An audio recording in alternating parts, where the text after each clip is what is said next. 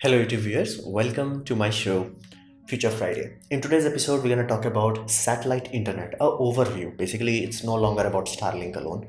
So, what is the logic behind this? Why the heck so many people are excited about this? Well, we want 100% coverage. How many times have you drove somewhere where like no mobile tower? How many times you have reached our old relative and you're like, "Yup, there is no internet here," and you cannot even pay for it. So how many times that have happened? People no longer want that, and not to mention if you are on a cruise ship or an aircraft, you are out of coverage, so we no longer want that. Now, it's not something that is completely science fiction. We have something similar as that. Basically, we have satellite navigation. As of now, there are four satellite navigation systems. We have GPS from America, we have GLONASS from Russia, we have Galileo from European Union, and we have Bindu from China. So four satellite constellations exist right now which can transmit your location exactly to where you are. So it's not something that unheard of, that planet-wide coverage of something. We have it, and we had it from like 1970. So it's not something far out. And on top of that, even in young countries like India, DTH became a reality. Basically, it uses geostationary satellites to broadcast television signal to all over India. Now it has worked successfully with every country, and I'm talking Brazil, Pakistan to Nepal and all that jazz. Basically, it's quite successful. It's something that we are familiar with. It's something that works. It's not something far out. It works. So on top of that, people want to extend this to the next level, like navigation system. Yeah, it's useful for commercial users and trade and all that, but for connecting people, TV is the next best step. Then what is better than TV? Internet. So we wanted to push it to the next level, and we no longer want geo limitations. Basically, oh, you are in this area, so, sorry sir, we do not provide connection. Now it has happened to me, like even in Bangalore, basically, where I was like, sir, you are on this road, so we don't have fiber laid down there, so we have to charge double that and all that jazz. So we no longer want that. We're like, dude, just, I will pay, give me internet. We want that. Now, how the heck this will work? I mean, if we had satellite technology from 1970s, why the heck we have not done it yet? Well, you have to understand it this way. There are many things that had to align up perfectly for this technology to become a reality, where somebody can even imagine that they're gonna have basically satellite internet, a proper internet. I'm not talking military internet. It's already exists. Like, and heck, you can even pay for it. You can get it yourself, but it's not very useful, so to say, for commercial use. It's like, yeah, if you have nothing else, like on an oil rig or something like that, yeah, it's better to have something. But I'm not talking about that. I'm talking your Joe, average Joe kind of scenario. So first thing we learned is basically you do not want to be in geostationary. Geostationary gives you excellent coverage, so you can have like as few as like three satellites and cover the whole planet. Excellent coverage, but horrible latency. And latency is not only bad for quote unquote gaming, and you're like, hey, I only watch Netflix, it doesn't matter too much. Latency allows basically confuses your server in terms of basically thinking there is a denial of service attack or some other intrusion. So many security system will flat out stop working if it detects latency that low.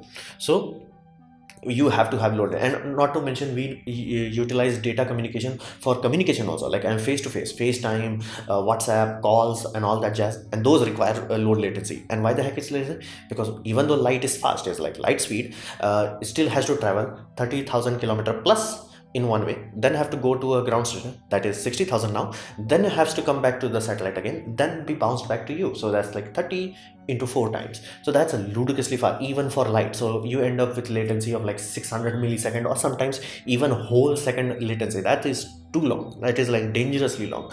So we learned that, okay, it works, technology is there, it works, but what if we close it, brought it together? So instead of going to geo, we brought it down to MEO. Now that is the same range of some military satellite service providers, and that is the core use, basically core base for navigation system. That's where your GPS and all that jazz is. But then again, people are like, okay, that's good, but not that good. What if we brought it closer to Leo? Now this is the granddaddy here. At this point in time, we are talking about the range, basically the height of bare minimum of 1000 kilometer to 5000 kilometer. Some satellite constellation wants to go below than that, but that's the zone, basically below 5000. Now benefit of that, it's so close that you can expect, even with like every satellite has to bounce a signal to one point to another, then again it has to go to ground station, again it has to go through undersea fiber cable to the server, and then it has to come back again. Even accounting for all those, you can expect latency of of around 25 to 30 millisecond, and that's good. Like if you have reliable, like it's if not fluctuating too much, if you can have 20 millisecond of latency, that's good. Like that's more than good enough for video call, voice calls, even gaming. That's more than good enough. Yeah, it will be better if it's low, but again, that's good enough territory. That's like, yeah, unless you are nitpicking, you will not be able to find a flaw with that. So that solves one of the first physical hurdle. Then we talk about the coverage. Now again, the further you are, the better the coverage, but what happens if you get very close? Your coverage becomes basically useless, because a LEO satellite is only in the sky for around 5 to 10 minutes. So how the heck you solve that? You put hundreds of them. The constellations that we are talking about here starts with 1,000 and goes as high as 12,000 or something like that. So we don't have to worry about coverage. We're going to have overlapping coverage, so even if one satellite fails, the other two satellites will pick up the slack without you even realizing it. So thousands of satellite for that coverage. Then okay, then becomes the issue, how the heck you gonna communicate from satellite to satellite? Because if you use radio and you are using radio in vacuum space, so signal degradation would be very little. It will interfere like there is no tomorrow with every other satellite. So how do you solve that? You do not use the radio wave. Radio wave is not designed to carry that kind of bandwidth. You go optical, you go to laser. Now laser bandwidth, think of this way, that if I give you same amount of mass, basically, okay, this many kilograms, this is the volume, 1 liter 1 kilogram, and I give you a power limit, like okay, you have 100 watts. Radio can barely give you, let's say 1 gigabyte per second, barely. Laser is like 1 petabyte per second. So lasers have reached a point where it's like practically useful for backbone communication. So satellite will not cause interference with everything around it, and it will have very low latency, high reliability, and high redundancy laser communication from one to another. So that way satellite has a good quote unquote net or a web around it that gives it a very good access to the global network. Then we come to the another aspect. Okay, satellite is talking to satellite. That's not internet for us. Internet has to reach us. How the heck it's gonna reach us? Well, another technology that happened in Cold War era is what we call phase array. Basically, you're gonna have a flat disk, not disk, basically something flat. Let's say you have antenna is like this, and you will expect your signal to go everywhere. That's true. So let's say your signal vector is like this, but here's the phase shift allows you to have hundreds of small antenna and create constructive interference and destructive interference. So what does that mean? Simply this way, this is your antenna, this is your vector, you can steer it like this. Anywhere in three-dimensional space you can steer it, and it will not cause interference in anywhere else. So not only that makes your you're not interfering with each other, also makes it if you have multiple basically antennas, they will work together without destroying each other. And that technology has become cheap enough that now it's in Wi-Fi 6 and in your mobile, which has 5G. So again, that allows radio communication to be much more efficient than any previous generation. So that is how we're gonna solve ground to satellite communication. Satellite to satellite communication is taken care of by lasers. And then okay, question becomes, okay, so far so good, but the biggest hurdle so far was rockets. Rockets have also started to become reusable. So that unlocks the whole, like, unlock this to become next level player. We have reached that. So this is the workings of it. Now, who are the quote unquote players in this? Like basically, who is trying to bank on that? First, the biggest and the furthest, basically position number one is SpaceX Starlink, because they have already launched three satellite missions, and they have already starting to form a constellation. Their constellation is already working again in demo testing, but at their current rate of growth and development, they might start to give complete planet-wide coverage. Again, depending if country allows it or not, they can give complete planet-wide coverage as early as 2023 or 2025. That's quite good. Then we come to Blue Origin. Now Blue Origin has one advantage that SpaceX does not have. SpaceX is always running low on money, while Blue Origin is always swimming in money, simply because Jeff Bezos makes so much money from Amazon Web Services. They're like, yeah, 1 billion a year, you just take it and go.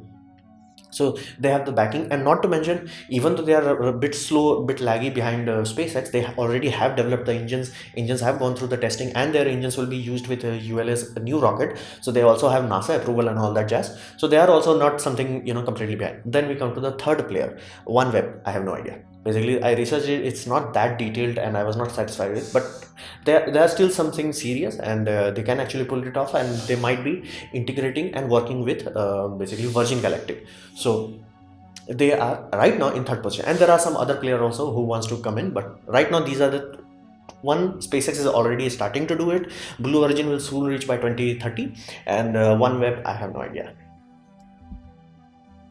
So what about the cost? Basically, it's a ludicrously large capital investment. Now people are comparing this to every other satellite phone system. Now all of them went bankrupt. It's like, Rolls Royce went bankrupt time and time again. It's like Lamborghini went bankrupt again and again. It's these kind of services, it does not work even though there is a certain demand for it. Like oil platform, they're not gonna pay you like, $10,000 per minute for a call. It simply, it's not gonna work out. So even though this has been tried, it has failed many times. Now people are saying now it's cheap. Yes, it is cheap, but relative to what? Relative to a ludicrously expensive old system, is cheap. Yes, absolutely true. Because back then it was like, oh, $120 million. It's a bargain satellite launch. Now they have $20 million satellite launch. So yeah, that saved them 100 million, but still $20 million. $20 million is so much that you can lay down fiber for like 5-6 towns, and that is only one rocket launch. And when you're talking about SpaceX, even though they are launching 60 plus satellites in per launch, they need hundreds of these launch. So you can literally cover every single town with fiber, with high quality, high reliability fiber, without even thinking about it. And not to mention, you don't even have to touch big cities because they already have it. So in terms of capital investment, it's a huge chunk. Now there are hopes about SpaceX, because SpaceX mathematics suggests they can make upwards of $30 billion in profit if it works out.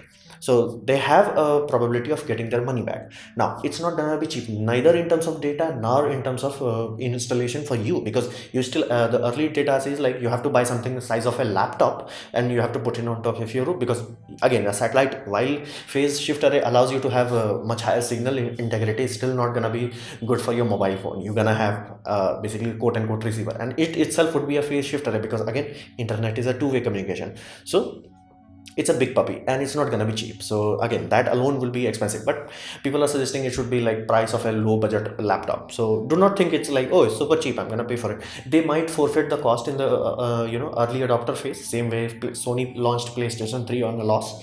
So that could happen, but do not expect this to be cheap. Now another aspect, now when you talk about satellites are long lived devices, especially geostationary. They are like, once you put there, you can expect it to work for 10 years or 15 years. But when you're talking about something as close to Earth has basically lower LEO satellites, they do not last. Flat out, they do not last. If you leave them without any issue, they will fall out of sky in 2 years. And even with engines, even with ion engines, their expected lifespan is very low, 5 to 8 years, and that's best case scenario. So again, running cost would be high because they will be running out of satellite very quickly. Then what about the return on investment? That is the main thing. Otherwise it will be the same story as like, Rolls Royce, they went bankrupt, or this company, they went bankrupt. So the return on investment is long. Like, do not expect return on investment for this puppy to be anywhere near, because if return of investment happens properly, then you can expect the services prices to drop, because company have to make the return on investment. Once they make that, once they are in profit phase, they can be like, okay, instead of making a lot of profit, let's make a little bit profit, so we get much larger client base, then we're gonna increase our profit margin. But you have to make sure you complete your ROI, otherwise it will be another bankruptcy story. Now question is, can it work? Well, before you sell any service, you have to understand, is there a demand for that service? If do people really want it? Short answer, yes. Net demand is very high at this point in time. You can say it's like a commodity level. We want it, we need it at this point in time. So in terms of demand, that is what SpaceX is banking on, that people need it at this point in time. So they do not have a shortage of basically demand.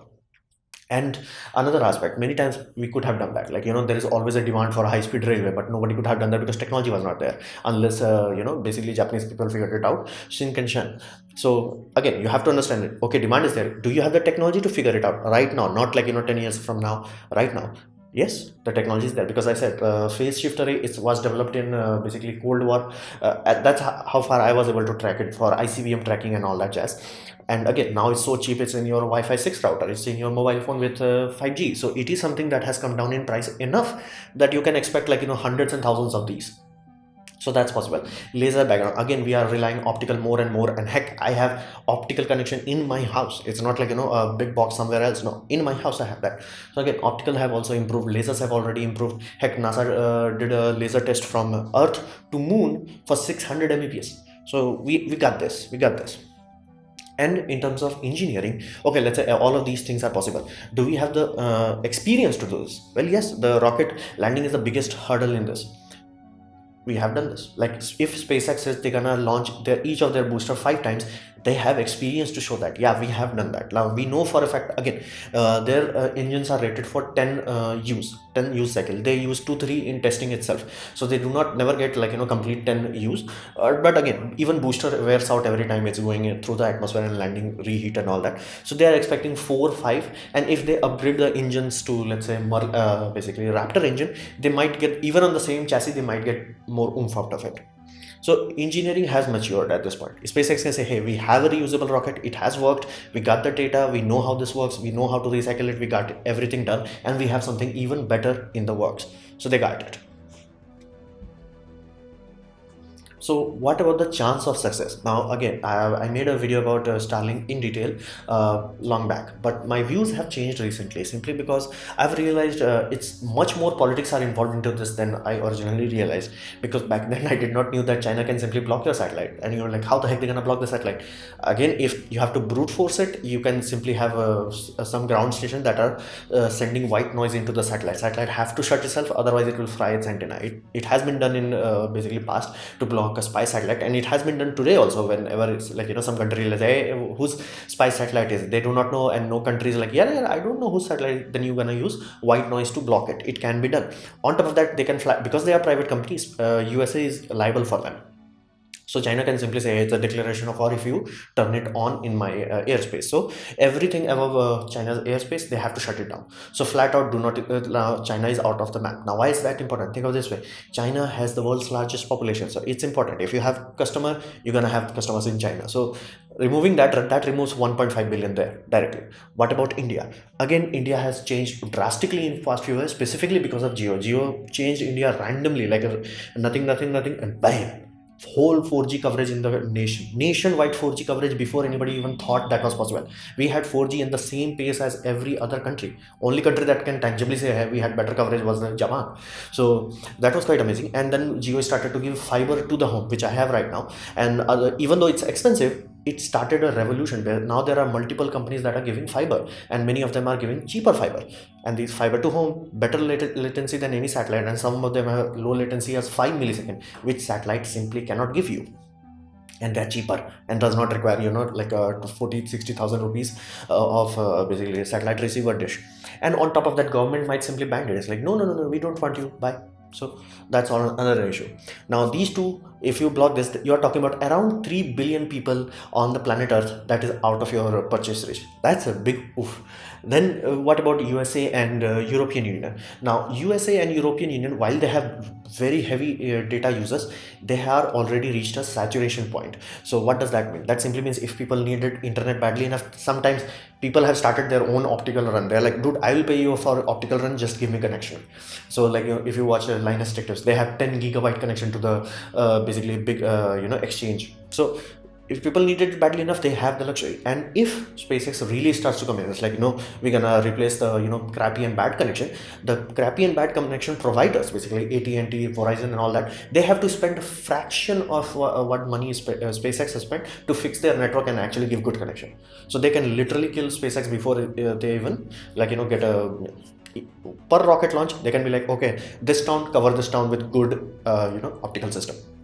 Done. One rocket launch will take care of like one town. Another rocket launch they take care of it. By the time SpaceX have like 60 launch which they need, they will be like, yeah, 100% of places coverage. And the places they don't have, they will have Y max connections. So again, there is a very serious competition in that. Same with European Union.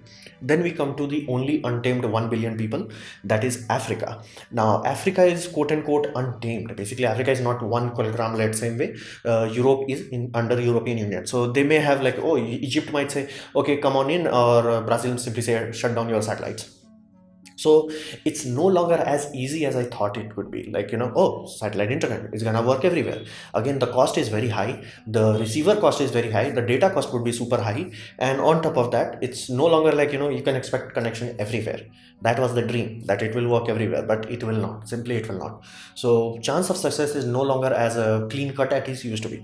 Now, again, in USA and Europe, they can still become successful, especially in USA, because the Verizon and all that, those are people are like flat out evil. They are no longer longer like lazy and like bloated. They are evil at this point. They are like trying to scheme people out of money. So yes, they might simply, even if SpaceX actually acts as a competitor, they might not improve their service. That might give SpaceX the footing that they need first customer base in order to grow.